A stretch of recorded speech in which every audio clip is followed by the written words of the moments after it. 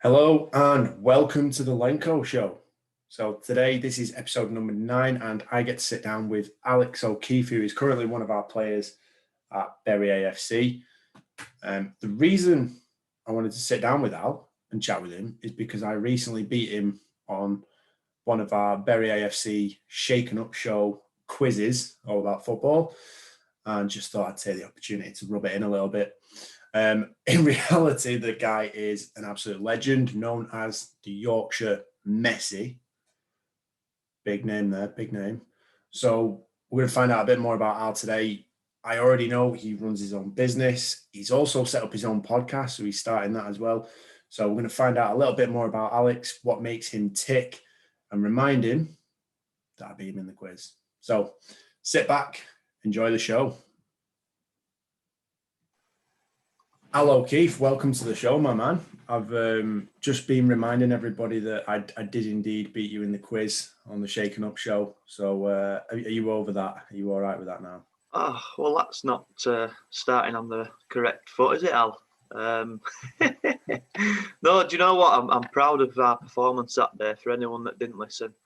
We were chucked up on a quiz out of the blue, and you copied a few of my questions and ended up being victorious. We did well. I'm living off my former glories, though, aren't I? Yeah. No, thanks for having me on, mate. It's a pleasure to join you this Sunday morning. No, mate, it's class. 8 a.m. I wasn't aware, first off, that you were running your own podcast, and I thought, shit, right, let's have a chat. And then, yeah. Well, I mean, your first guest was a pretty big one, wasn't it? Like, yeah, it was, yeah. Do you want to tell us a bit more about that? Yeah. So basically, I've just got like this, like yourself, Alex, bit of a burning desire just to kind of share some amazing stories with people. And so I just took to LinkedIn and started messaging a lot of people and come across this guy called Oscar Chalupsky. And he's like a former Olympic team captain for South Africa. I think it was in 1992. He got to meet Nelson Mandela. Did all the speeches and 12-time world champion in his sport, which were like paddling. Paddling, yeah. I'd never heard of it before, but it's quite a big sport in South Africa and Australia. Is that like kayaking, canoeing? Yeah, like kayaking basically. So he's 12-time world champion. He won his first title when he was 20 years old, and then his last title when he was 49. And he was beating 25-year-olds in that last race. The second place, he beat by 15 minutes, and he was 25 years old. So the guy is, I've never spoke to anyone quite like it. But a little twist to that story that he's now fighting an incurable cancer, and he's still got that pure champion mindset about it all. His goal now is to stay alive long enough for them to find a cure, and he's now raising money to help find a cure and help other people fighting in that battle as well. So just to hear that guy's story, it's even just listening to that one, it's been worth doing it just to listen to that guy speak. Just amazing story, mate, and unshakable mindset. That's what we're all about, isn't it, Al? Absolutely. That's what we're all about here. Where can people go to actually listen to your podcast? We will plug it again at the end, but where can people? Yeah, that's good, mate. Yeah. It's called the Self-Made Mind podcast, and you can catch it on Apple Podcasts and Spotify mainly. But yeah, any streaming platform it's available on. So yeah, go check it out after listening to every episode of the Lenko show, obviously. Definitely recommend it. I mean, like 49 years old, that's almost like Ronnie O'Sullivan. I mean, I know he's been at the top of his game for a very long time, but you know, he walks around the table, bends over and uses a cue. Like, surf ski is like seriously physically demanding, and to be able to churn that out of your body for that long, unbelievable. I mean, I don't want to cause any effect. How old are you, mate? I'm 28. So same age as me. Yeah. Now, I know at 28, my body is a little bit sore in places. Yeah. And a little bit broken somewhat. Like, I can't imagine, if we added 21 years to that. Yeah, exactly. And the big thing that he said, it was, you need to get smarter. Over the years, he got smarter. He didn't train harder, he trained smarter. He focused on his technique more than everything else. And that's why he said he was still winning races at 49 years old. He just got smarter than his opponents. And that's what he puts it down to. So there's a lot to learn from that, isn't there? Yeah.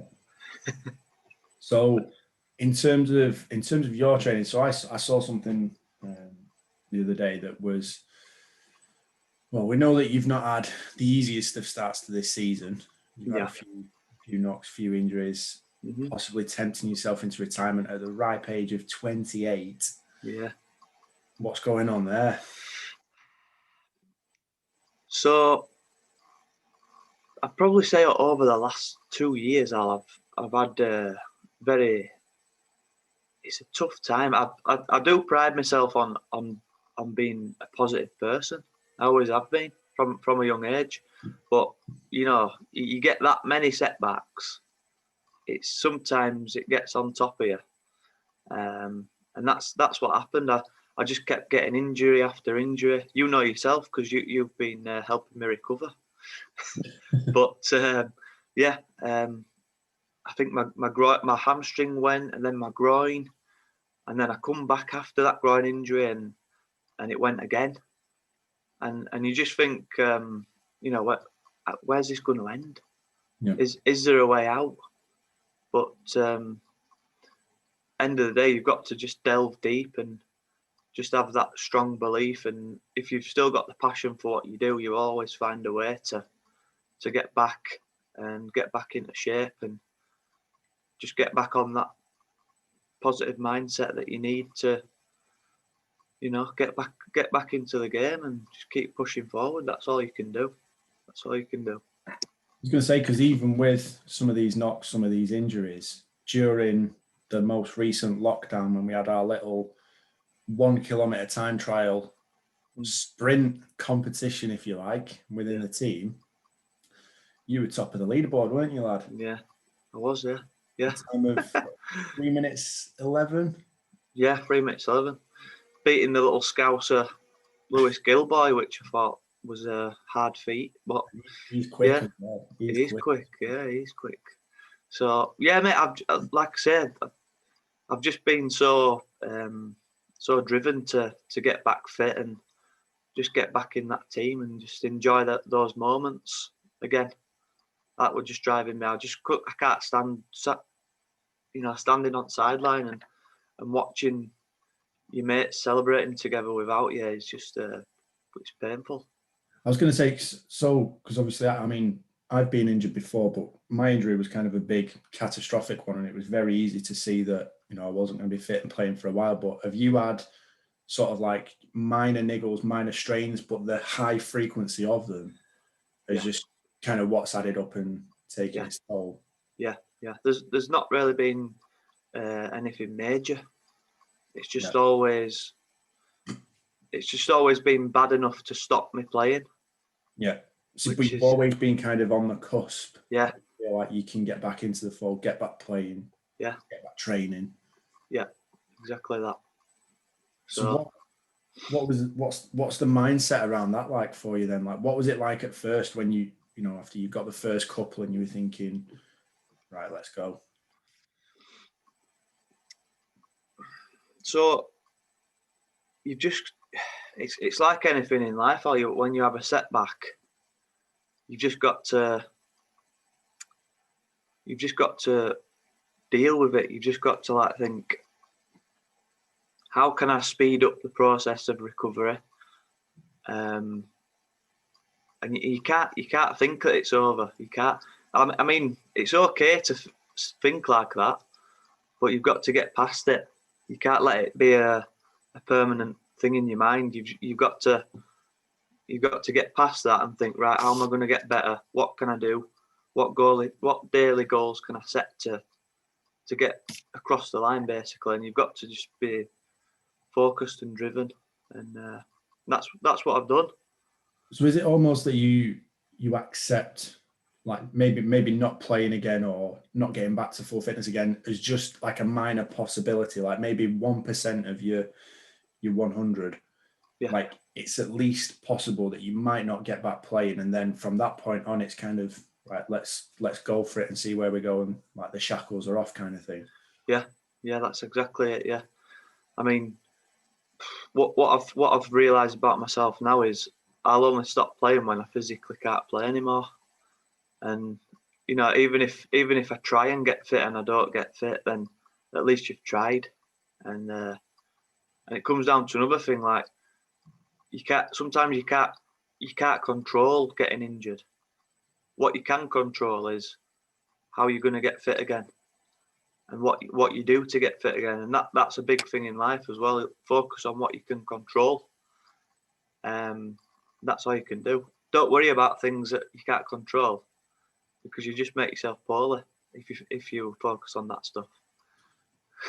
And when you definitely do. Like, you end up stressing for no real reason, don't you? Exactly. Like, yeah. No real reason, but no productive purpose. Yeah. But what were the things that you were doing on a daily basis, on a regular basis, either physically or like, self-talk wise as well, just to kind of gear yourself up and get yourself in the right mindset? What were the things that you were going through on a daily basis? Yeah. So I really developed a strong morning routine, and so I was getting up. I still do this now. I've stuck to it. I get up at 6 a.m. go out for a run first thing, even if it's 1 or 2K. This is why you can run 1 kilometer quicker than anyone else. Exactly. Yeah.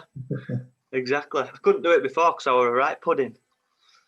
But after so yeah, get up, go for a run, even if it's 1 or 2K. It's still something. It's better than nothing, and it's more for your mental state as well. Well, I think for anyone that is listening, in the last or the most recent episode that I did with my brother, we were discussing, well, we have been discussing some pretty savage training methods. Yeah. And we have genuinely stated that it isn't about what you do, but it's how you do it. So if you are only, we say, oh, I've only got 5 minutes, so I can't get an effective workout in. Yeah. Well, go and do something to maximal intensity, or a 1 kilometer run. Yeah. For 3 minutes, 4 minutes, 5 minutes, that'll sort you out. Like, you will be completely gassed. Yeah. Yeah. Won't you? So yeah, definitely. So get out, go for a run. Get out, go for a run. And then so what I did is I started getting up an hour earlier than I normally would, and within that hour I did physical exercise. So I went for a run. I'd come back and I'd have my earphones in and I'd be listening to some sort of self-development book or podcast. Or I always start my morning in that way, and I think it's really powerful. I'll also do about 5-10 minutes of meditation or yoga. And then I'll just prepare my nutrition and coffee and whatever else for the day. And that, my friend, is it's proved to be a very powerful routine. And to be fair, I got tips for this from a book that I read called The Miracle Morning. Ooh. I don't know if you've heard of this one. That's one I haven't actually heard of either. Right, here we go. Not only have I not read it, I've not heard of it. I've not heard anyone actually speak about it. Here we go, pal. Drop in the nuggets. Miracle Morning, right? That's going on the Christmas list. It's the author's Hal Elrod. Thank you very much, my man. That's good, mate. And to anyone listening as well, go get it. Yes, go get Go it. get it. Go get the book. Go learn. Yeah. Become learned and wise. Yes. So would you say that, doing that and going through that kind of difficulty is what you've used to then drive you to do what you're doing now? Obviously, we're doing the Self-Made Mind podcast and working around mentality and keeping yourself on that straight and narrow, and helping other people to do it as well. Yeah, exactly. So, go on. Sorry, mate. Yeah, go on. Carry on. So I was going to say, for moments like yesterday, coming on and bagging let's call it the winning goal to take us 3-1 up, pretty much seal the game in the 83rd minute, it must be worth it, right? Oh, wow. Yeah. Wow. Do you know what? I couldn't sleep. I've not slept much last night because I've just been so buzzing from it. Absolutely buzzing. Still buzzing from that moment. I'm still I've got adrenaline rushing through my blood still this morning. I was going to say, have you actually been at bed or are you just still awake? I'm still awake, mate. I'm still awake, just running it back through my mind.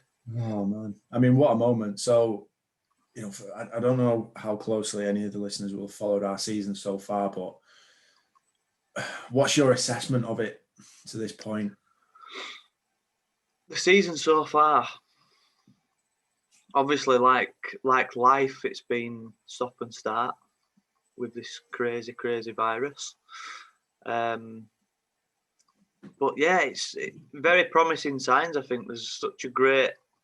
It's just an amazing club to be a part of, and I think you'll vouch for that as well, Al. Just great lads. The fans are amazing. The management team. Even though we're only allowed 150 in, mate. Even though the scenes from yesterday, it sounds like there's 1,000 people in the stand, and there's 150 people in. So that just speaks volumes. But yeah, I think we just need to get that run of games now, and I think we'll be very hard to stop once we get going with that group of lads we've got, and just the camaraderie, the dressing room, and yeah, it's mint, loving it. Best moment of the season so far, what you reckon? Because there's been a few good ones, haven't there, really? Yeah. There really have been some good ones. Yeah. I know previously you said it was the Tom Greaves winner. Yeah. The first game where we scored about 3 goals in injury time. One of them wasn't allowed, but we won that game very late on. Does that moment get topped by your moment yesterday? I think it has. It's got to do from a personal point of view, yeah. Because, but from a team point of view, that one, the Greavesy late winner, for what it meant for the club and the first game and the first 3 points in the league, that's got to be there. But yeah, from a personal point of view, I visualised this moment yesterday for so long, and for it to actually come into fruition yesterday, I just can't explain the feeling. Gaffer texted me last night and he said, well played today. I said, yeah, we're amazing, that amazing feeling. And he said, explain it. And I said, I said, it's probably best feeling in world. I said, it's probably even better than sex, to be honest. And he just messaged back with a load of laughing faces and just said, you deserve it and all this. So yeah, we're happy, very happy with it. You worked hard, mate. You worked hard to deserve it. So what I want to do, so I mean, this is something that you're well aware of, and as a team, we'd all been well aware of a long time ago before we played this game. So the team we played yesterday, we'd already played them this season. Yeah. We'd beaten them 5-1. And this was what their manager said in his post-match interview after that first game. So hopefully you can hear this. It's not a 5-1 game, in my personal opinion. think we played a normal North West Counties team there. They're not excellent. They're not out of this world. We played an average team, and we've not done enough to win the game or even get a point out of it. But 5-1 flatters them a lot, I think. That was really today, but now attention to. So could you hear that? Okay. Yeah, I heard that. Yeah. So that's the first part of it. I think he said enough in that sort of like little chunk there. Yeah. That we're an average team. Mm-hmm. We're a normal North West Counties team. I think he went on to say that he'll play better organised teams than us. Mm-hmm. What did you make of that at the time? And then how did you use that going into yesterday?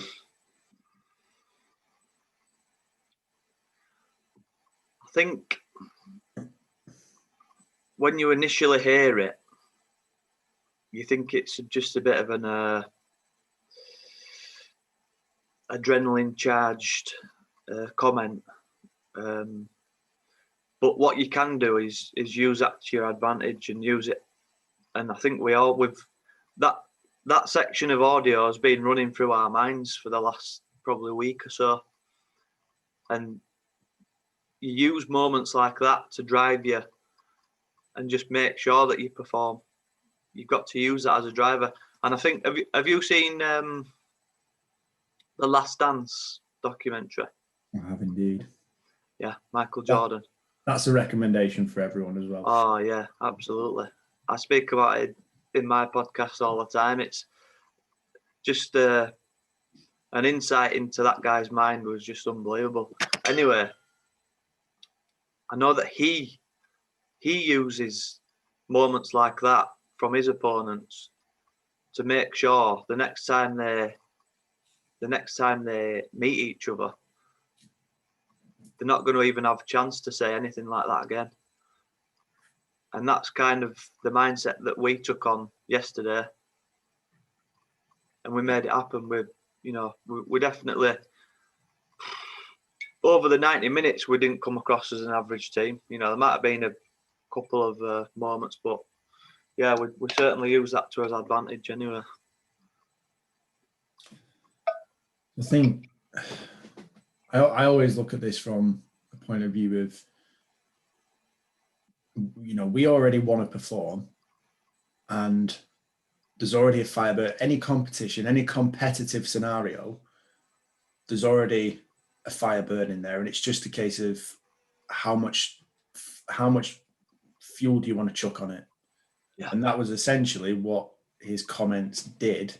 Yeah. In that initial outset, and they were never going to go away. Like, they were always going to be in there. Yeah. And something that we could use going into that game yesterday. Yeah. Yeah. And if you're going in with that kind of almost like a fight mentality or a warrior mentality, yeah, it is possible to squeeze an extra 1 or 2% out of yourself, go harder into a tackle, run a little bit further, put that bit more effort in. Yeah. Even if, I kind of felt a bit sorry for the guy, because he's had absolute pelters from everyone from saying that comment. But, regardless of the guy's personality, him as a person, I've got nothing against him. But, we can still use his words to, like you say, add fuel to the fire. So that's what we did. And, like I say, he come out and apologised, I think, yesterday in one of the interviews about it. But he's regretting saying that, because it's fueled us even more now. So I think from my point of view, so I've said this to Andy, the gaffer, numerous times, where I am not interested in it from everything that we had going on pre-season and the way that a lot of managers and a lot of teams behaved towards us, and what I watched them saying to the manager, like to his face, and then as like almost behind your back. Yeah. Or how you can completely flip it and be very two-faced and then come out with comments or just be an absolute dick during the match. Yeah. I said to Andy before, I'm like, I have no interest in shaking someone's hand or giving them a fist bump as a sign of respect because that's the kind of shit that happens. And if it's going to be just doing it for the sake of it, I am not interested whatsoever. But the manager yesterday, and what I will say is I genuinely found him a pretty nice guy and an absolutely sound bloke. Like, came over like fist bumps before the game. Yeah. And even during the game, he wasn't an arsehole towards us. He wasn't one of those that was saying anything untoward or anything to just get you riled up or after the game as well. Everything was pleasant. I mean, there's been a few occasions this season where words have been exchanged. Yeah. Numerous times I've had to pick Phil out of the dugout as well. So it is a little bit like that at this level, isn't it? But, if you can come out and kind of hold your hands up and, like you said in the initial outset, he probably just said it in the heat of the moment and feels a bit hard done by beating 5-1. But I think that's the point where you've got to control your mind, control what you say, and definitely never, ever, ever give any ammunition to the opposition because it will only ever weaken your position. Correct. And then you've got Michael Jordan and Dennis Rodman charging at you next time you're coming out. Dangerous, isn't it? And like I said, the guy, he's probably took that moment as one of his kind of learning stages in his life. He probably won't go on to say stuff like that again in an interview. So he'll have learned from that process. Yeah. But it'll make him a better manager. So I think, in a way, his comments there are probably the kind of thing you would expect to say in the changing rooms. Yeah. Aren't they? Yeah. Like what goes on in the changing room is probably what we would normally tell ourselves. Like if you were thinking about doing some mindset work on yourself, that's where you'd look in the mirror, or you'd look in that very kind of controlled, closed environment where nothing goes out of that. That's where you give your ultimate honesty. That's where it's 100%. Yeah. Then you take that and you filter that message in an intelligent way to kind of portray it to the rest of the outside world. Yeah. That's just being smart again, isn't it? Absolutely. So from because I don't think you weren't with us from day one at Bury, were you? You were still at Ossett? No, I was at I signed for Penistone Church at the start of this season. Sorry, Penistone. Do you know what that was such a challenging battle for me, really, because I signed for Penistone and really got along with the manager, who was such a good lad, and I knew a couple of lads as well, and I was really enjoying it. And then I get a call off Welshie, and I'm thinking, you bastard. You've thrown a proper spanner in the works here. So I had to have a difficult conversation with Penistone, but at the end of the day, you've got to be selfish sometimes, because football's a short-lived career, and you've got to take these opportunities when they arise. I think I'd have massively kicked myself if I didn't take it now, But it were actually funny story, really. I'd spoke with Welshie, and I didn't say yes straight away because I thought I pride myself on being quite loyal and giving my word to Penistone. So I went I'd gone for a curry with one of my friends like a week after, and I'd not even thought about saying yes yet. And I mentioned it to my mate. So I've got a call off Welshie from Bury. Wanted me to go down there. Just carried on cracking on with my chicken tikka masala. And he goes, "What did you say?" I said, "Oh yeah, Bury, just started, haven't they?" He goes, "Are you crackers? Are you off your head? Why are you not taking that opportunity?" And I'm like, because I'd not mentioned it to anyone. Do you know what I mean? Yeah. I'd not mentioned it to anyone, so I'd not got feedback off anyone.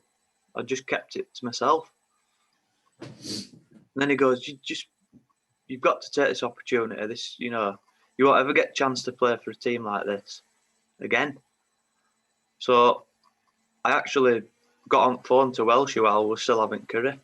Said, right, I want to come down. And that's how that come about. Brilliant. So a bit of honesty and a curry with a mate. So like, there's a tip for anyone. If you've got a really difficult problem that you want solving, take one of your mates out for a curry. Yeah. Yeah, that's the answer to all your problems. So I think one of the things I do want to go about here is that difficult conversation that you had to have with Penniston, because obviously, like, we all make commitments in life to various things, and you know, sometimes other opportunities come up, sometimes things don't pan out the way we expected. How did you deal with that? How did you deal with that conversation? How did you go about it? Because obviously, you know, you got friends there, you knew the guy quite well, and you know, I assume you wanted to end it on respectful terms and not just kind of walk away and kind of close the doors to yourself. Yeah. So how did you go about that? Of course you do, mate. Yeah, I think with anything in life, Al, you need to just. I think if you're just 100% transparent and honest with whatever you're doing, I don't think you can go wrong. And I coming from a genuine place where I said, look, I really appreciate the time I've spent with you here, even though it's been only 2 or 3 months. That's all. I did pre-season with them, and I'd formed a bond, and I just said, look, this opportunity's come up. I'm struggling to, put it out of my mind. And I think you've always got to just be honest, and good people will respect honesty, and the door will always be left open. And it was, and it is. And we left on good terms, and he said, I wish you all the best in whatever you're doing. The door's open if it doesn't work out for you. So, anyone that's got a challenging conversation that they need to have, just be honest. Just be honest. That's all you can do. You can't go far wrong, can you? No. And a little saying I've heard someone say is, if you always tell the truth, you never have to remember what you've said. And, I live by that. And there's nothing to hide then either, is there? Exactly, yeah. You're not lying. So you don't have to remember what you said, because it's just the honest truth. Just tell the truth. Just tell the truth, mate. Get it done. That's all you got to do. Get it done with. How did you go about that? Was it a conversation over the phone? Did you meet up with him? Did you sit down and talk it out? Called him on the phone, and you don't do it by text, do you? No. It's like, you can't dump a girlfriend by text, can you? That's shady. I'm sure you have, though, in your younger days. Or no, I think we all have, when we're younger. But you soon realise it is, yeah. Yeah. Of course it is, yeah. Yeah, no, I think that's a big thing as well. Like, if you're looking to leave the door open for opportunities, you have to do it. Almost say like man to man, like either face to face or woman to woman. Like, I mean, one of the things that kind of studied in terms of communication is how little communication is actually done verbally. Like, the words that we use are more or less insignificant. I think it's about 7% of communication is actually verbal, and if I might be way off with that, but I think there's something like that. And, well, even more so nowadays, Al, with social media and. Well, this is where messages get lost as well, though, isn't it? Like, yeah, it is. How much communication is actually done through body language, tonality, the pace that you speak at, things like that. So, if you want to maintain those relationships through, essentially delivering a negative message, because I assume obviously the manager had plans to have you in the squad, part of the team, and probably a bit of a linchpin in the team to build around, and you've gone, I'm going. I've got to be somewhere else now. Yeah, it made it even harder, because literally we'd played a bloody friendly against Bury Town night before, and I come on and scored. So that made it even harder, because you did it. Come on and scored, and you experience that feeling again, and you're there with all your teammates, and everyone's cheering.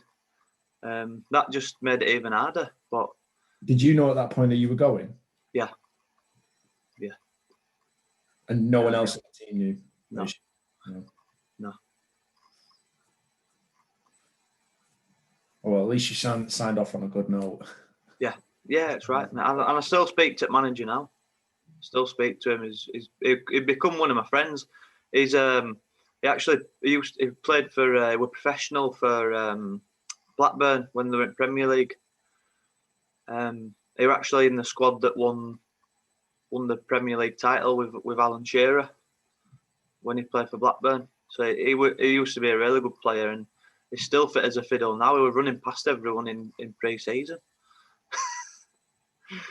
But I'm sure Welsh is still a good player. He still turns it on, doesn't he? When we do the You've seen him in training, mate. He's still got a bit as the old Scottish wizard. That's what I wanted to ask you next. So, your nickname, if you like, the Yorkshire Messi, where does that come from? I mean, I know you're a good player. Where does that come from, the Yorkshire Messi? When did that start? Mate, honestly, I do not know. You are a little bit like that. Actually, you're quite sort of like, I don't want to insult you, but you're quite short in terms of like low center of gravity. Yeah. Quick. Yeah. But it's weird. I don't know what I get when I played for Ossie. The fans there nicknamed me Aguero. Alguero, they were calling me. Is that because of the bleach blonde hair? But I think it's something to do with the hair, because Messi had the hair as well, and to be even compared to these guys is just unbelievable. I've got a bit of catching up to do with them. but yeah, I didn't ask for these names, but it is nice to be. Not compared, but just a bit of a laugh, really, I think, innit? Yeah, give you something to live up to as well. Surely it must do. You must think, do you know what? I am the Yorkshire Messi. Yeah, it does. It does in a funny way. It does, yeah. And I've got to start scoring goals, and I've got underway with that yesterday. So I'm on the right path. Getting you back fit and firing. That's what it is. Yeah. Got to get you playing. So, through obviously the first few months of the season, who've been the standout characters in the team for you, and why? Okay. We've got some big personalities in that dressing room, haven't we? There is some big personalities, yeah. There is. There's one I come to straight away. He's got to be the skipper, Scotty Metcalf. I know he's played at quite a high level previously, and you can tell he's just a natural baller. Yeah. You've seen himself how he'll, like yesterday, for instance, he plays left back now, but he just nips it through people's legs for fun. He just takes piss out of them. He loves them eggs, doesn't he? Loves them eggs. Absolutely loves them eggs. But yeah, I really formed a close connection with Scotty, and just love him. Just the energy, when we see each other. Oh, mate, how are you doing? That's what it's been like with quite a few at lads now. We've got big Tony Whitehead, who's from Ireland, who's just a lovely character. Who else we've got? Adam McWilliam, Scottish, probably one of the nicest blokes I've ever met. But there's loads. Loads of them. Adam McWilliam is the guy who he would give, if no one had transport, he would give everyone in the team a lift home. It would. Yeah. Yeah. I'll come back and get you. You chill out. Yeah, it would. Yeah, it'd give his left bollock for you if you needed it, I think. But yeah, and obviously I've known Greavesy and Chippy from before, and it's been nice to get closer to them lads as well. We've got a good car school. We've got me, Greavesy, Chippy, Ed Wilczynski, the barber, keeper, and Joe Stanley. So yeah, that's been a nice little bonding as well with the car school. Quite a strong Yorkshire contingent, haven't we? Yeah, we have. Yeah, it's sort of a nucleus of the team, really, isn't it? The Yorkshire. I will say, like one of my first, I'd say my first 2 memories of Scotty. Right, you'll like this. Yeah. Number 1 was the very, very first day. The very, very first day where we were pretty much playing an 11-side match. There were about 40 players turned up. And Scotty was at left back. And we had, I think there was a very, very young referee. I think he must have been like 16, 17 years old or something like that. Mm. And anyway, he made a bit of a poor decision. And Scotty absolutely launched him. He gave him an absolute mouthful. And I thought, probably a bit much that. Not really needed. Yeah. And I remember thinking, right, I'll keep my eye on that lad. And then, because I had no idea he was going to be a captain at this point. I had no idea he was going to be in the team. Like, there were 40 odd players there that I had no idea whether they were going to be around or not, because obviously we were building from scratch. Yeah. But then the second game of pre-season, we were away at Coppell and we'd had a pretty poor first half. A few of the lads had got 45 minutes under the belt. We made a few substitutions at half time, and I said to Welsh, I was like, right, for the lads that are coming off, let's get them doing a little bit of running for a bit more conditioning, and we'll do a bit of a cool down and a stretch. Yeah. From an S&C perspective, it's the right thing to do. Yeah. From a player management perspective, I instantly realised I had to start thinking about this kind of stuff on another level when they came back out of the changing room. And I don't think Scotty had a shirt on either. I think he'd taken his top off. I think there was a couple of others. Greg, I think he'd done the same. Yeah. And they came back out and Scotty went, Lenko, what the fuck is going on here, lad? Just played 45 minutes. What? Gaffer says we're doing fucking running. And I was like, yeah, you are, mate. I was like, come on. And he went, and he was like, proper giving it to me, and I thought, right, okay, I need to think about how we're communicating this message on another level next time. And I was like, right, it's nice yeah. He's just got that proper like Mancunian grit to him, hasn't he? Yeah, he does. That accent on him, but yeah, I think we've all kind of come round to the idea of whatever you do for us now, Al, it's for a good cause. So I think you've just got to accept that, haven't you? Yeah, well, it doesn't stop you shouting at me, does it? No. Like that's the one thing that you can say about, like, he does it. He does the work. Yeah. He might give you a bit of verbal, but he's done a couple of other things in pre-season. I'm not sure I can mention on this podcast. It would be very explicit, I reckon. But yeah. What a leader, what a captain. He is. He's a true leader, and I've had a chat with other people about this, but the best leaders in life lead with love, and he is one person that will come and put his arm around you, and ask how you're doing and what you've been up to, blah blah blah. But that's just a great example of a good leader, someone leading with love, someone like your Klopp is, and just really personable sort of relationship with, and that's you would literally run through a brick wall for someone like that. Yeah. Well, you feel like with Scotty, he would stand with you in a fight, wouldn't he? He would stand. Oh yeah. It'd be at front. Well, we'd be the ones holding him back. Yeah. I was going to say, yeah. What is it you think that makes him such a good leader? But like you say, if you lead with that kind of passion, kind of love for your teammates, then that's it. You just want to follow, don't you? Yeah, you want to follow. You can't go wrong with that. You just want to be part of it. So, on a personal note, Welsh is similar as well. I'll just say that while we're there, he's another one who you want to play for. You want to play for him, and he'll ring you up after training or after a game. Unsociable times at some moments, but you know, I'm sure he does the same with you. But you like that personal touch, don't you? You feel when you feel as if someone genuinely cares about you and wants you to do the best you can, then you know you react well to that. Yeah, I would say that like it definitely adds more of it's a much more personal touch. It takes a bit more time, yeah, but it's definitely worth it. And I know we've had chats as a coaching staff before, or me and Welsh have had conversations where we've been discussing a few things, and it's, well, how do we get the best out of this person? How do we get the best out of that person?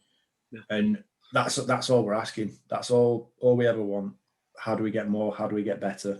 How do we improve it? And it's, you know, whenever anyone maybe, you know, gets dropped, gets rested, gets rotated, you know, it's never done from a viewpoint of, you know, you're just not delivering, we're not bothering with you anymore. It's, you know, we want to try and work out a way to get more from you and improve you, improve the team. So yeah. I think that quality definitely as a manager, as a leader, will definitely. That can be, you know, across all boards, Ali, in the business world as well.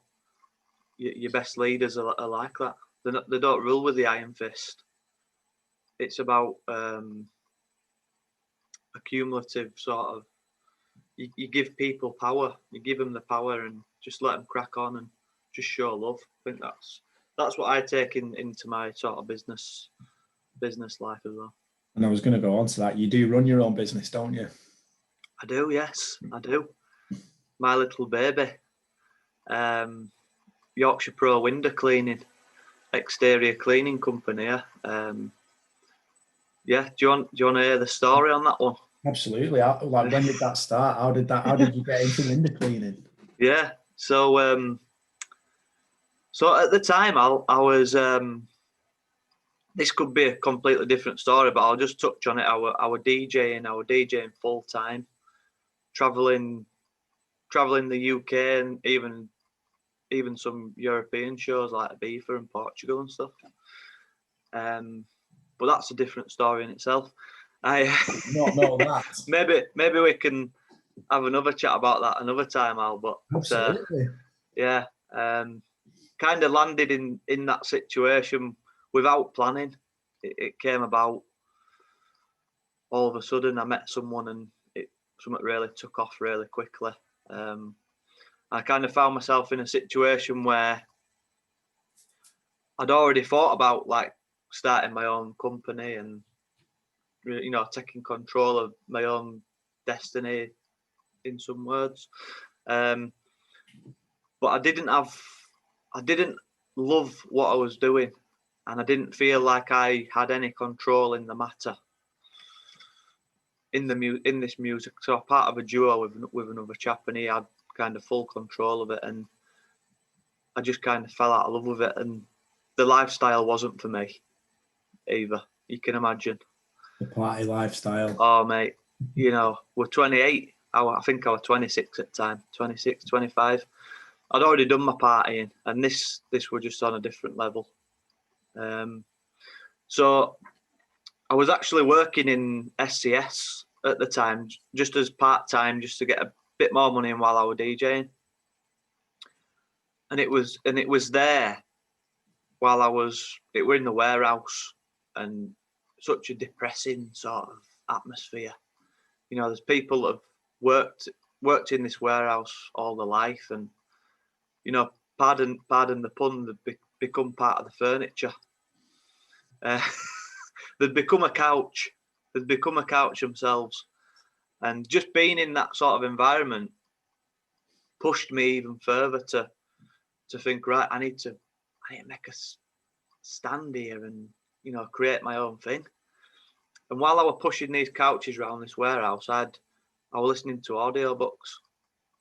And the audiobook was, I wanted to start a simple business that I could scale up, that I could then bring my brother and my dad in with me as well. And window cleaning just kind of stuck out to me. I think whenever you're starting a business, you've got to think you've got to be a problem solver. If you can solve people's problems, then you're going to have a good business. And one thing that stuck out for me was people always complained about the window cleaner. So I was like, oh, he never shows up on time. He always peeps at me when I'm having a shower, and all this stuff. So I just thought, yeah, That's why you got into window cleaning. we do it all from the ground. Right, I'm on that. No, we do it from the ground. We use water-fed pole, but yeah. So that because we found that that's potentially a cause of what's setting off your injuries. Yeah, correct. So yeah, at the time, mate, my brother was actually in Afghanistan. He was an aircraft technician. He was based on an American camp in Afghanistan. And another thing that kind of set me off was I was having regular phone calls with my brother in Afghanistan. And the one time where I was speaking with him, and I heard like this war siren going off in the background. Like those really eerie sort of what you hear on the films, like Saving Private Ryan and all that. That started going off, and I'm like, "What's that, bro?" And then he like got up and started running. The phone cut off. I'm like, "What? What's happened there?" It turns out that someone had tried a suicide bomber had tried to get onto the camp and try to kill a lot of people, basically. So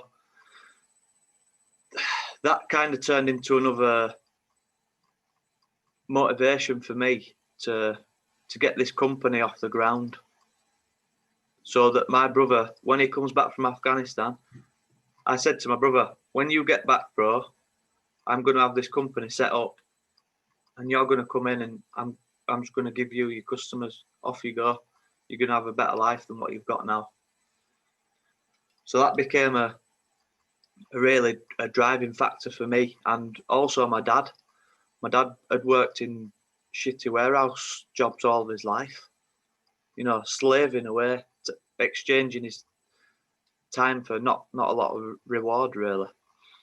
So I had, turns out I'd not realised I'd done this until I reflected on it recently. I thought I'd just started the company because I wanted to have a better life for myself. But when I look back on it, I did it for my brother and my dad as well. Yeah. And that, I think anyone that's listening, when you're really searching for why you want to do something, I think once you start doing something for other people, it becomes a lot stronger. Yeah. That drive. It sets off a real fire inside that you can't. It's hard to put out. So lo and behold, when my brother got back from Afghanistan, I'd built the company to a big enough standard so he could come in and start running it with me, and then bring it up to present day. Me, my brother, and my dad are all working full time. We've got 3 vans on the road now, and best decision I ever made. And I'd strongly recommend to anyone who's kind of sat in a 9-to-5 job that they hate. I just say, dig deep inside and find out what you really want out of life, and just find something that you're passionate about. And turns out I was passionate about helping other people, and that's what I'm still passionate about now. That's probably why I've set up this podcast that I'm doing as well, to kind of pass on these messages that through successful people, just to help others. So yeah, that's kind of the story. That's brilliant. I mean, I think me and you were I personally think we're very much on the same track, and obviously that's why I got you on here to share your message of success. And I think what you said there is absolutely huge, obviously, about setting up the company, not just for yourself to make money and have a good life and change from what you were doing before, but to be part of it with your dad and your brother, and to give them sort of another opportunity, another shot at, doing something that they're going to enjoy, and obviously working together on something that's kind of, it's a project for the three of you, isn't it? And I think that's something, like, whenever I'm doing goal setting with people, that's a fundamental factor of, if you can visualize your own success helping other people around you that you well and truly care about, like whether it's family, very close friends, if you can imagine your own success being a big part of their lives and helping them improve, rather than going the other way and going, I have to sacrifice myself for you to have a better life. It's almost like, well, I use this analogy a lot, but obviously when you're on an aircraft, if there's a shortage of oxygen, whose mask do you put on first? Do you put on your own, or do you put on the person next to you? The answer is always, you put your own on first, and then you can help other people. And I will say, I'll just add this. I once did a presentation to a group of new mums who'd all got kids between, so like a couple of months old and maybe 1.5. I remember in this presentation, I was talking about like principles of good health, like breathing, nutrition, a bit of exercise. And the other fundamental factor was sleep. Now, when I put the sleep slide up, there was nothing on it, just like sleep. And they were all like, I could see them giving me daggers. They're like, we're new mums. We know we need sleep. We are sleep deprived. We know.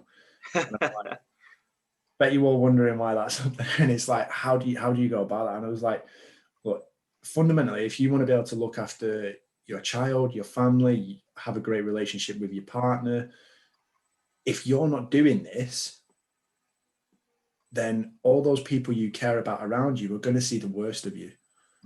Like, imagine what you're like, hungover, tired, sleepy, unable to function. That's the opposite of your best self, your best version, isn't it? So yeah, definitely. I like that, Al. I think it comes down to the you do need to sort yourself out first. Sort yourself out so you can help others. So, people that desperately need to work on themselves, just do it, because you'll then go on to affect a load of other people's lives in a positive way as well. Yeah, and I think that's something that stands out here as to exactly what you've done.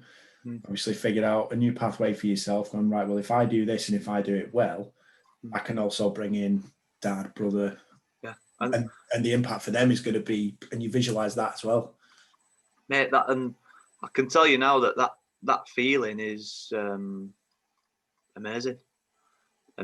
Seeing, taking a bit of a step back, which I don't often do. Take a bit of a step back now and look at my dad. He's happy. He's so happy. My dad actually, he went through he got cancer last year, my dad. But that were a tough time. My dad had cancer, but we were all a team. We were all a team now. But he got back out as soon as he could, back to his customers, because he loves it. And that's helped him, remain in a positive mindset. Having his own customers, and he's essentially his own boss. I'm not making any profit from my dad or my brother. I just wanted to give him it. And, seeing them two flourish now is very rewarding. That's amazing. That's mega. How's your dad now? He's good. He's good. Yeah, he beat it. Got the all clear. But that were a tough time. That were a very tough time. And that must be another big motivator for you to keep driving, keep working hard, keep fighting as well. Yeah, it is. Yeah, it is very much so. It makes you realise, makes you appreciate your relationships more. When you think bloody hell, my dad could not be here now. And I think it's brought everyone closer. It's brought everyone a lot closer. My mum and dad were there yesterday to see that moment. What a moment! Which were they were sat right behind the goal as well. Brilliant. Which I was very happy that they got to experience that with me as well. It's one of those moments you'll never forget, really. Yeah, and you've got it on video as well. You can keep replaying that. It's on video. I've watched it about 1,000 times already. You'll never get bored of that moment. Yeah, that's brilliant. I hope we have a few more of them this year as well. Yeah, that's the plan, pal. My next question for you, a little bit based on what you've said there in terms of kind of coming from your scenario, your situation, DJing, working in the sofa warehouse to get to where you are now. What do you think holds a lot of people back from taking control and doing the sort of thing that you did, where you made that conscious decision, right? I'm going to change this. How can you get people from going through the mundane of like being part of the furniture, being part of the system, to go in, right, I am suddenly aware of myself and I don't want to be here. Yeah. How do you make that jump? It's a good question. Thank you. It's one that I think about quite regularly. I do put some of this down to the education system. I think schools don't teach us a lot of the skills that we genuinely need in our lives. We don't know how to deal with money.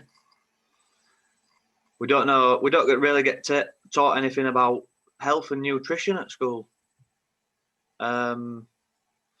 So you've got to go on a bit of a self-discovery path.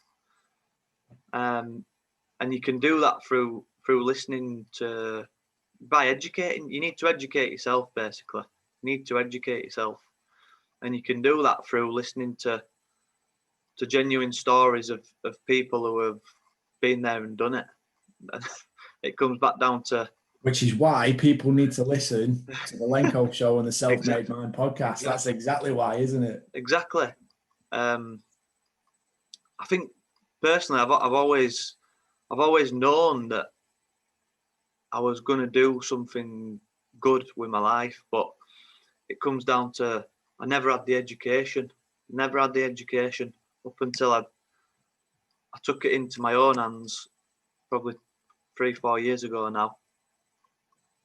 Just go out there. There's so much great information out there to enable you to create your own legacy, your own destiny. Because I'll tell you now, there's so much more than just sitting at a desk from 9 till 5, Monday to Friday, making someone else rich. There's a lot more to life than that. It's not necessarily about money. It's not about money. It's about feeling fulfilled in whatever you're doing in your work. And you need to find your passion. I think, because you won't work. It's that cliche. You won't work another day in your life. I spoke to another one on the podcast, actually. An Oscar-nominated film writer from New York, and he talks about the story of just having a pure passion for writing films from a young age, and he just said he knew that he was going to do it. He knew that he was going to end up at the Oscars, and that's what drove him through. And nothing was going to stop him, because he just knew he had that burning passion inside him. And he also said that you don't need to know people in the industry you want, because if you have the passion, you'll just get to know people naturally. So the whole idea of it's not what you know, it's who you know, is shit, is a load of bollocks. Because if you have the passion, you'll get to know people anyway. So it's almost like law of attraction type thing, isn't it? Where you're able to visualize it, you see yourself doing something, you know you want to be there. Yeah.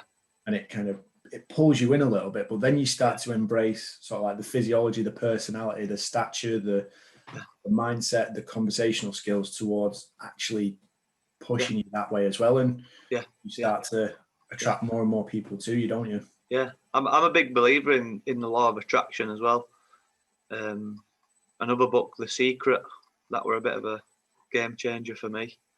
That's all about law of attraction. But one thing with law of attraction, you can't just magically think about something and it's going to appear. You've also got to take massive action towards getting to that goal as well. Because I think some people just think, well, if I think about this so hard, it's just going to appear. But no, you've actually got to take action and take the steps towards it as well. That's the main thing. Absolutely. You've got to put it into practice. There's no use being kind of the persecuted genius, is the way you sit and, you know, you wallow in your own self-pity, like you're so smart, but the world's against you. You've got to, you know, use your skills, use your talents, use your passion, your knowledge, your enthusiasm, and make it work for you. Yeah. In a way. Correct. I was going to ask you, what have been some of the defining moments kind of along that journey for you, where either you've like looked back and reflected, or you know, less key lessons that you've learned along the way of kind of developing your own business whilst playing football, doing everything that you're doing. So obviously getting to this point now where you're doing the podcast and speaking to all these other amazing people. Some of the key moments. I'd say whatever I've been through it in my journey, you've got to have self-integrity. You've got to stay true to yourself, and you've got to keep questioning yourself. You've got to keep saying, am I doing this because it makes me happy? Or am I doing this for another reason? And I think you've always got to kind of have a sit down with yourself throughout each stage and just keep checking in and just make sure that you're doing something and you're happy. Because happy is not a destination. Happiness is a journey. You know, you don't ever reach a destination where happiness is. It's all about the journey, and I think that's like with goal setting as well. You've got to go on the journey. It's not all just about attaining a materialistic object. It's about, you know, winning every day, basically. So, you know, in terms of stages, I think it's, like I say, it's just a continuous journey of just learning and learning through each experience. Through every experience, you can take a lesson, and that's what I've done. I think that's an important factor as well. Like, if you can take a lesson from every experience, you never really lose, do you? No, you never lose, you learn. Love that one. Yeah, because you're always going to get stronger and develop yourself. Yeah. And, you know, the outcome becomes negligible. I think, you know, like we've discussed before, like earlier this season, you know, we lost a game in the last minute, didn't we? Through trying to win. Yeah. And, you know, everyone came back into the changing rooms afterwards, and I think we spent about an hour in the changing rooms discussing everything, going through it all, breaking it down. And, you know, at the end of it, although it was a negative result in terms of the league table and on the fixtures, you know, for us, that's something that we've used that to actually improve ourselves as a squad, as a team, as a coaching staff, and as a group of players. Yeah, that's it. If you adopt that mindset, Al, you become quite indestructible, really. You do, because, you know, if you accept a loss, then that's when you give up. But if you learn and you go on to win, basically. So yeah, that's great. And again, coming back to like people like Michael Jordan, there's a famous quote from him. I can't remember it word for word, but he talks about like he's missed 9,000 shots in his career, and he's missed X amount of game-winning shots. He said he's failed so many times, but that's why he's successful. So that's just a good example of that sort of mindset. He's failed more times than most people have even tried. Exactly. There you go. That's why he's the best. One of the greatest of all time, isn't it? The GOAT. So, again, just looping back to I think went into quite a lot of detail there. Looping back to the original question in terms of getting out of the rut and breaking out from your current situation, you talked a lot about like it's a journey of self-discovery. Mm-hmm. What have been the key things you've learned about yourself along the way? I've learned about myself, like we said earlier. I've got a passion for helping people, and that's what really lights me up inside. So that's been a big one.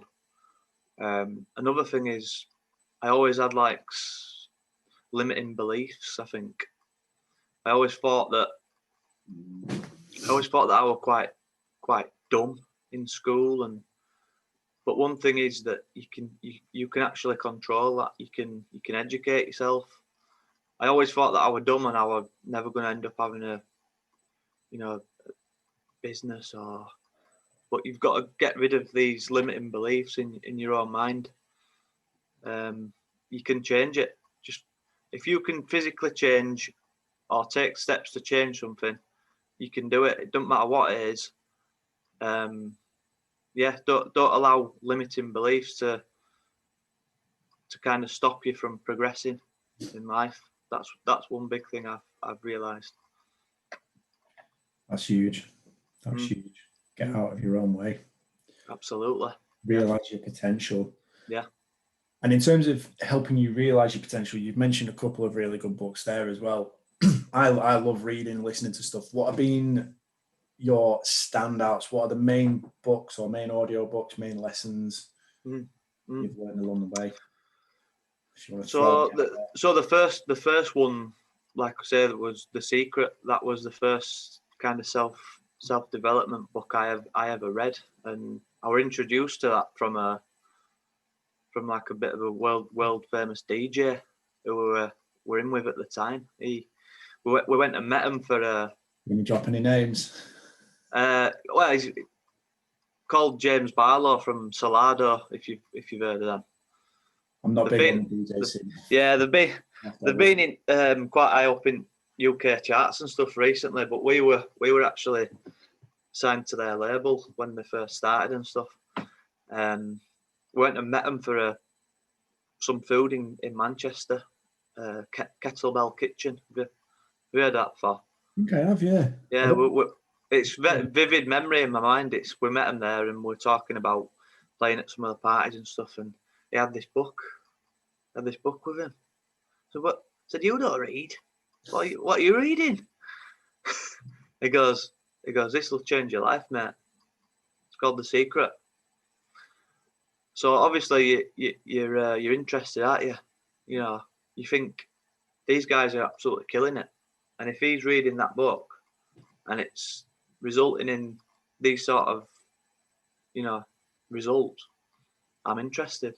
And that's when it really kicked it off for me. So The Secret, like you said, it's all about law of attraction and attracting things.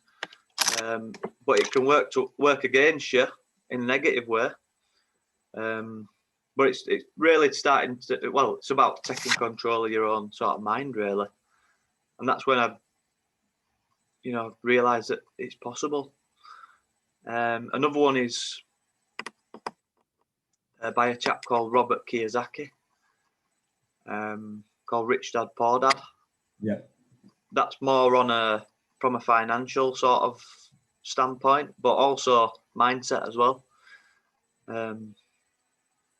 That's all about not exchanging your time for money. What else is it? just more based on finance, but that were a game changer for me. That were a game changer.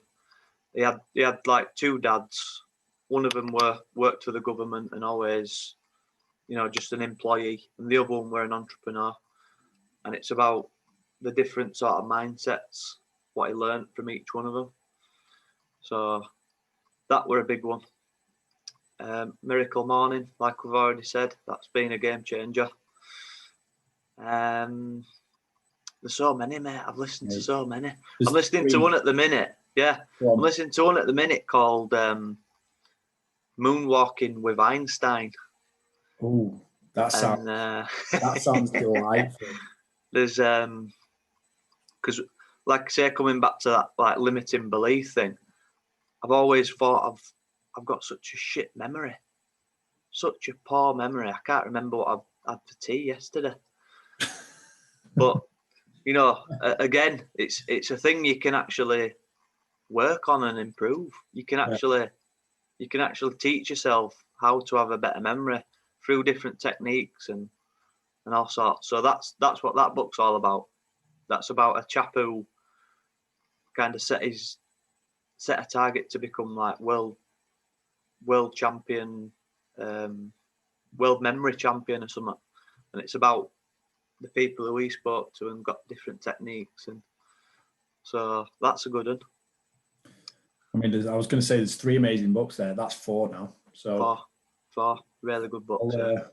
I'll be getting onto those and getting a read on. Enjoy them, Al. Yeah, I will. I absolutely will. So, can you recommend me any? Oh, there's a Come lot. on. So I don't know whether you'll have heard or read this one anyway, but I'll go with a 2 because they're both very, very good. Number 1 is Extreme Ownership. Right. Oh, okay. The second one is called The Leadership Dichotomy, both by Jocko Willink and Leif Babin. Brilliant in audio form as well, by the way, because you get the rawness of how they read it. So 2 former US Navy SEALs, right, spent a lot of time in Ramadi as like their main area of operations, and coming across some of the problems that they had managing leadership within the teams, within a high performing team that is full of very alpha personalities. And I had this conversation with someone a couple of weeks back where they were kind of stating that you should sit back, you do as you're told, this is the way it is, these are the orders, you follow them to a T. And I went, well, that might be so at a certain level, you might expect that level of compliance, but when you get into elite performing teams, you need people within that group who are going to ask questions of the leadership, who are going to ask, well, why are we doing this? Like, this doesn't make sense. Here's another idea. This is what we could try instead, rather than just following blindly into battle when it's the wrong idea. He talks very, very well and uses a lot of good stories around business, because that's what they do now. They go in, they work with companies on kind of like restructuring, dealing with management problems, and helping them through like financial situations and stuff like that. And very, very good guys to learn from. Wicked. So, Extreme Ownership. What were the other ones called? The Leadership Dichotomy. The Leadership Dichotomy. So they're both really, really good. Yeah. I would suggest another one, which is actually quite a short one, by a guy called, I think it was Joshua Medcalf, and it's called Chop Wood, Carry Water. Carry Water. Right. And that's a really nice little story about essentially 2 brothers, both have a dream of becoming like a samurai archer. And one of the brothers gets paralyzed in a car crash. Right. And the brother who's still physically able is told by his brother that, he's the one who now has to go and live their dream and live their passion on behalf of both of them. So he goes away to Japan to start learning the ways of the samurai, to become a samurai archer. And this is essentially, you'll see this in what we do at Bury, where the main thing isn't about shooting the bow. It's not about the bow and arrow. Like, that's a part of it. But before that, there's their philosophy that is underpinned by everything is we chop wood, we carry water. And he asked the question, he's like, well, how do I hit that target in that bullseye from this distance? And the response is you chop wood, carry water every day. That's what we do. Yeah. Well, I've broken my arm. I can't shoot. What do I do? Chop wood, carry water. And you do the basics. You do the things to keep the camp going, to make society function, to make yourself function. Yeah. And then eventually that's where you're at. Yeah. I like that one. So I like that one. Yeah, I like the sound of that. I think that comes down to like the daily sort of habits again, I think, innit? And like delayed gratification almost. Yeah. Brilliant.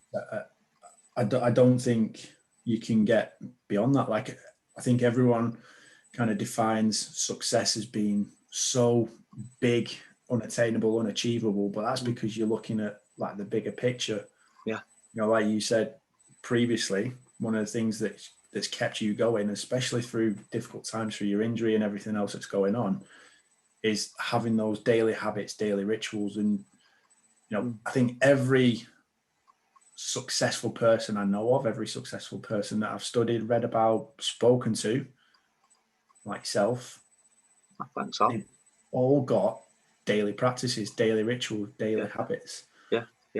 That's it's like I say, yeah. With success leaves clues, doesn't it? Yeah. And everyone, like I say, every person I've spoke to, they all have daily habits, and so just take that into your own lives. Yeah. Create your own. That's Create your own. Carry water, isn't it? Yeah. That's what it is. So Chop wood, carry water. Yeah. Anyway, mate, before you go, I just want to remind everybody again, please, where they can go and listen to your where they must go where and they listen must. to your podcast. Yeah. So yeah, the Self-Made Mind podcast. You can just type that in on Instagram and Facebook as well. But yeah, it's live on Spotify, Apple Podcasts. So if you can subscribe on Apple Podcasts and leave a review if you enjoy it, that'd be amazing. And I'll be doing the same for you, Big Al. Outstanding. More lad. And if anyone wants to, get in touch about anything personally as well, you can just find me on Instagram, Facebook, Alex O'Keefe. And that's O''K EEFE. I think you've put 2 F's on my name when I first saw it, Al. Yeah. But we can sort that out, can't we? I know a couple of O'Keefes. I don't know if I have spelled it right for them either. I apologise. Yeah, but no, thanks for having me on, Al. It's been amazing to chat with you, mate. Thank you. No, mate, it's been awesome. What a start to a Sunday morning this is. Yeah, powerful. I've banged down my coffee. I've listened to you. It's been outstanding. What a man. Top man. Anyway, mate, it's been an absolute pleasure. All the best. Keep at it, and keep working hard on the podcast as well. Yeah, you too, buddy. Cheers, Al. So there we go then. That was my little chat with Al O'Keefe, and what an absolute legend he is. He is genuinely a proper nice guy as well. So yeah, I can't speak highly enough of the lad, and obviously considering what he's gone through and some of the things he's had to deal with, and his passion, his drive for making things happen, changing his circumstances, participating in his own success and taking control. I think there are lots of lessons that we can learn from that, and definitely apply and take into our own lives. So make sure you do it. Go and action it. Go and set yourself up with some daily habits, daily routines. Maybe it's getting up an hour early, like Alex, doing a bit of exercise, going for a run, even if it's a short one, even if it's 10 minutes, 15 minutes. go and get it done. Sit down, have some quiet time to yourself, do a bit of meditating, and get reading to books, listening to audios, podcasts, keep listening to this, and set yourself up for success. Put yourself in the best position possible to be successful in your own life. And that doesn't necessarily have to be from a financial perspective. And, ultimately you can define your own success. So go and do it.